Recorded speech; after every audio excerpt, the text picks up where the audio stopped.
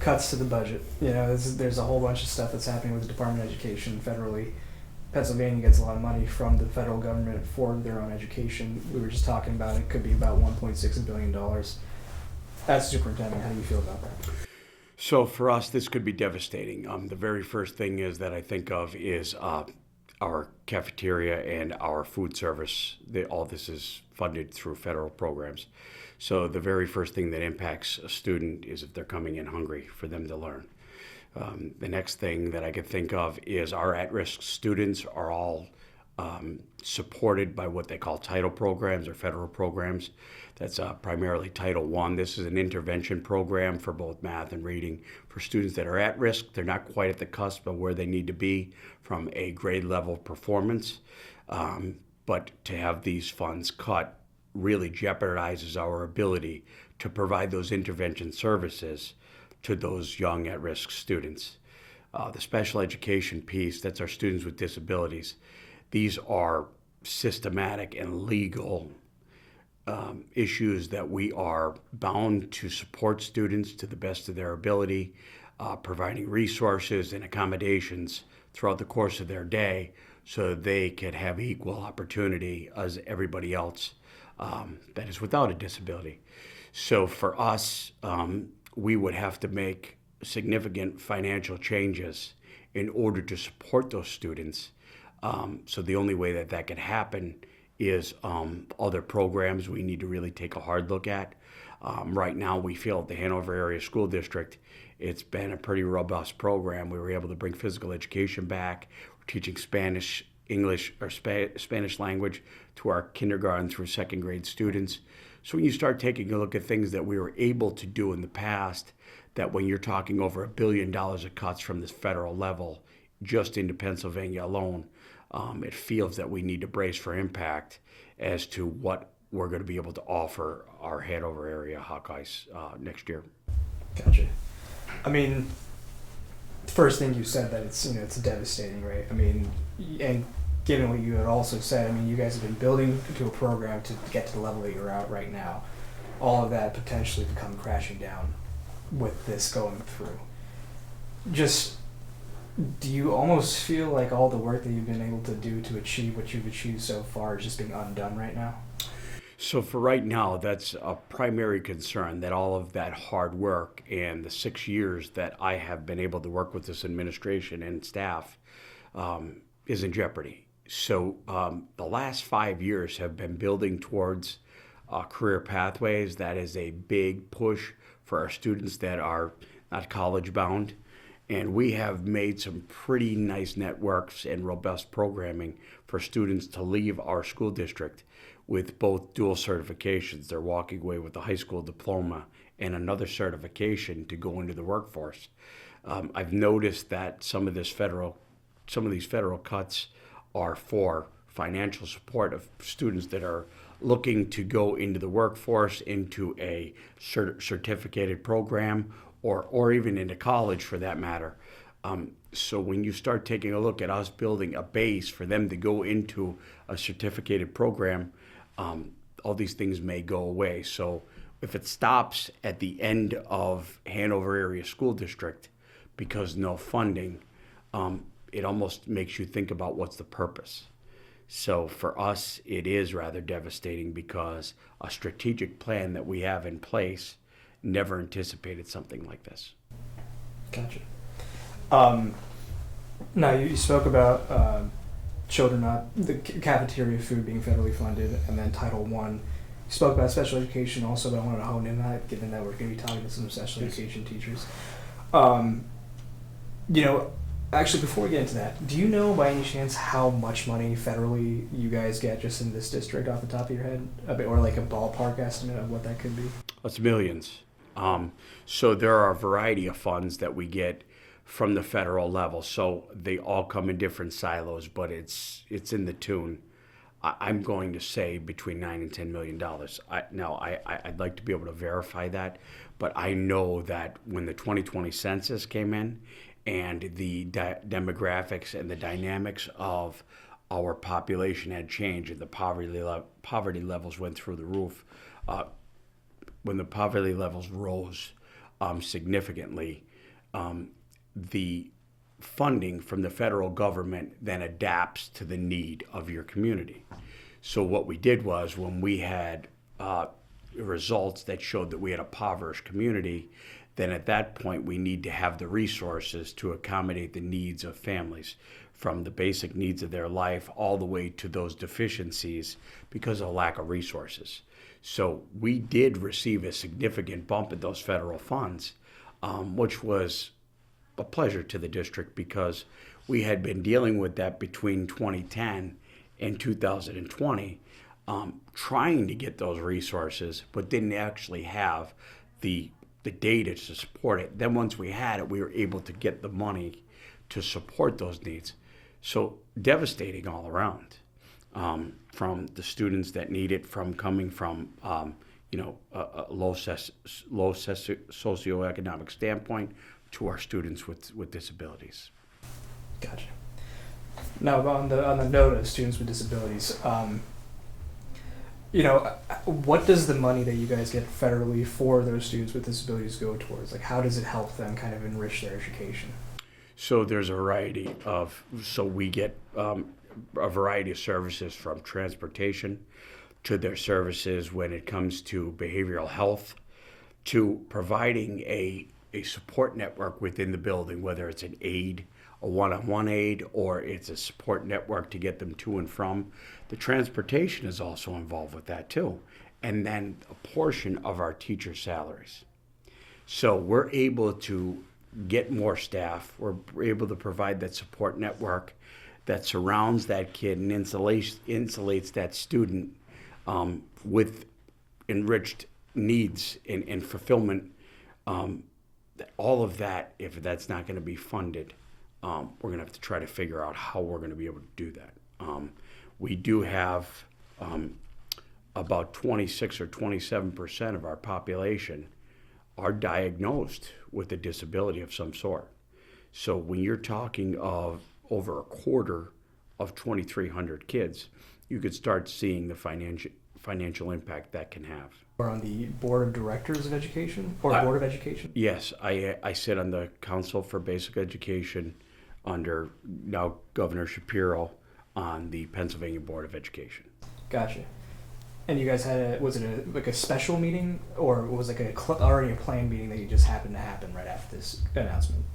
Coincidentally, it was in line with our regularly scheduled meeting, that we were there in a work session yesterday, and then we had our regularly scheduled meeting today, and then the news came out yesterday while we were in session for the work session. Gotcha. First, let me ask how did all those educators take it when that announcement came out? So there's a large concern that even though there is a cut of epic proportions towards the financial supporting of students across the board in the federal level, there's still some money that's going to be proposed to come down to the state. State officials are trying to figure out how, from a personnel or a human capital standpoint, they're going to be able to fulfill the needs of getting the money out if the federal government now imposes that duty on the Commonwealth. What I mean by that is, if they dump all their federal funds and say, you figure it out, and you send it to your 500 Pennsylvania schools, the personnel in Harrisburg is already at a skeleton crew and shorthanded. So when you dump an entire department that was once 1,500 people or 2,000 people at a federal level, and you proportion that down to what that portion would be in Pennsylvania, and an already short-staffed staff within the Department of Education in Harrisburg, how are they going to manage that? And what is the turnaround time for school districts to get what they need, get grant funding opportunities, get the funding they need, have it processed? And in the meantime, school districts figuring out how they're going to financially support until those funds are dispersed. I have faith in the Department of Education, and I'm sure there will be a transition time.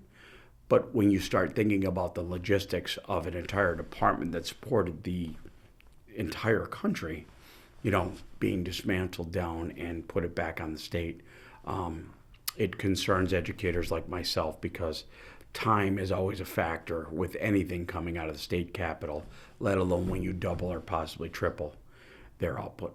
Gotcha.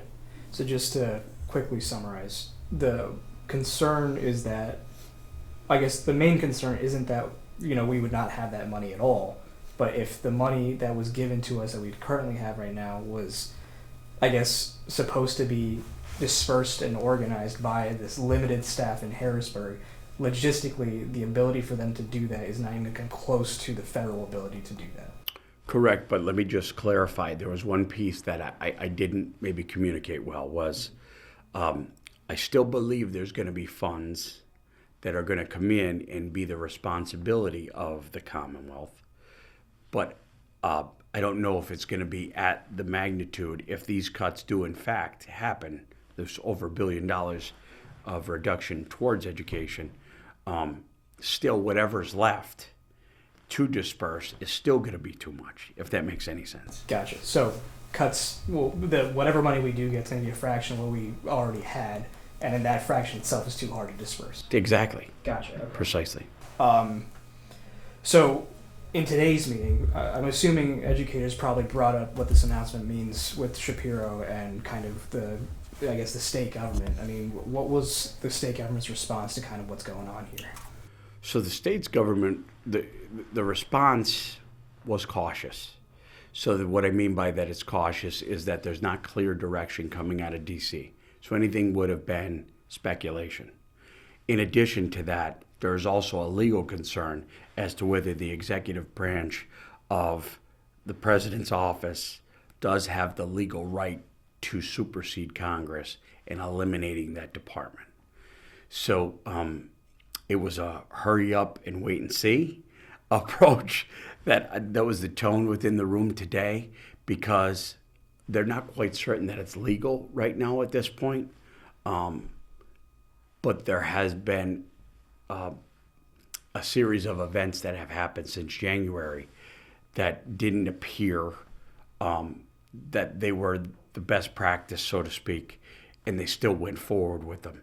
And then the secondary piece or a third piece was a concern that whether there's a legal battle that ties this up is what do states do in the meantime while there's a legal battle being ironed out between the state and federal level, that there's still financial obligations that need to be met, and who ultimately pays the price for that was the concern. So there was not really any definitive answers that came out of 333 Market Street today. However, they're taking that hurry up and see approach because at this point, there is no clear direction. But we're bracing for impact, trying to see what can be done if this happens. And that's when I spoke of then the money would come here and we would have to figure out how that would be dispersed and how do you get human capital in place that quickly before people really start to fall behind financially, start having to lay off people. No matter what, you have to pay the bills and you have to pay payroll and you have to, meet the needs of the people who are performing these services. So it was a very, very, very high level concern today. Gotcha. Last question for you. Worst case scenario, this all happens. We get a fraction of the money that we had been getting. You guys are kind of left to pick up the pieces. I know this was just an announcement that was made yesterday and the meeting happened this afternoon, but do you have an idea of kind of where you'd start to recuperate some of that money that you now have to be responsible for raising on your own? So for us, I don't know how the universe could possibly align to fully fund a devastation such as this. However, the funding formula in Pennsylvania being rectified for the most part for us at Hanover Area School District, we were one of the lowest 10% funded school districts in the Commonwealth for 19 straight years. So right now, the funding formula for us is compounded $2.9 million every year for the next 9 years. So when you look at that, that almost equates to just over $18 million. So, or well beyond that, but $18 million is what we're anticipating receiving. So when you start taking a look at the timing of the funding formula, it might allow us to just break even, but we would really have to take a close look at it. But in the last 24 hours, my mental strategic plan has allowed me to, be very grateful for that funding formula remedy being put in place, because it will allow us to still be even almost, but we're still going to struggle, and as time continues to go on. But right now, we do have saving grace almost in place right now, but it's still not going to be a painless process. Gotcha. That's all I got for you.